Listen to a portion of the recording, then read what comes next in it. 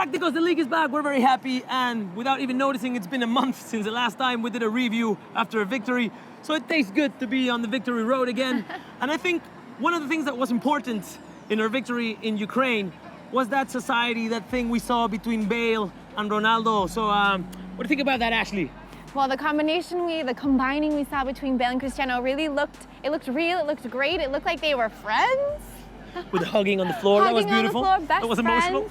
It was emotional, but really what was exciting for me was to see both of them to see both of them working well, combining, and to see, for me, exciting to see Bale. We know Cristiano sometimes turns it on or can turn it on and turn it off, but seeing Bale finally looking really good and actually setting up two really nice Cristiano Ronaldo goals.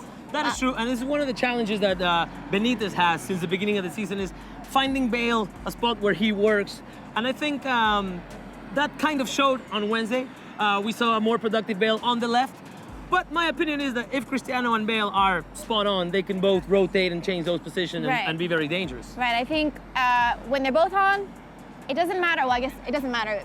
It shouldn't matter what position that they're in. But what we saw this last match against Shakhtar was Bale being really, really successful on the wing and attacking that space. And he's extremely fast, and he's strong, and he's powerful. And so I think playing him on the wing and having Cristiano up top in that 9 position, being a little bit more comfortable there, and when he's obviously on, I think that's a good combination. It's a good spot for Bale, hopefully. And I think hopefully, let's see if Bale can give us full matches until the end of the season, you know, without this injury drama that he's been going through. So that's a good thing.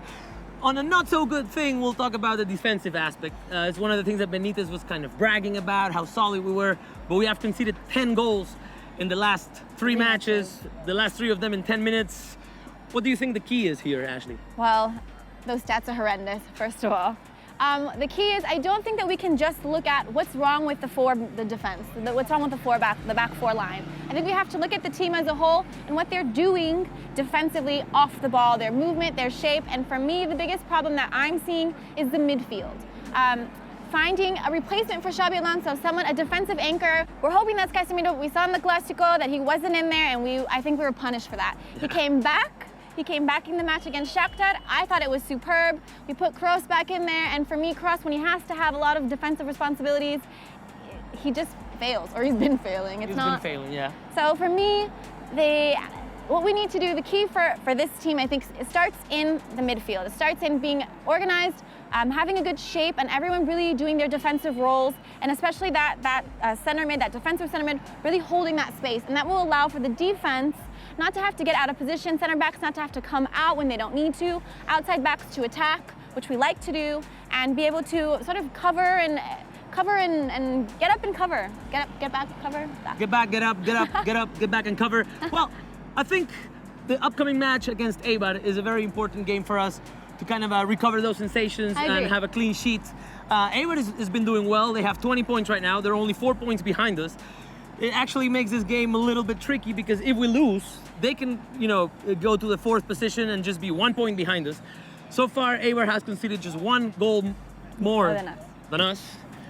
12 and 11. So I think this is a good opportunity for us to play a solid game, as you were saying, in the midfield and defensively, and not concede any goals, come back with a clean sheet. Some of the players, or one of the players I think we should be, looking out for is Borja Baston. He's already scored 6 goals. And with a lot less goals than us, they almost have the same amount of points.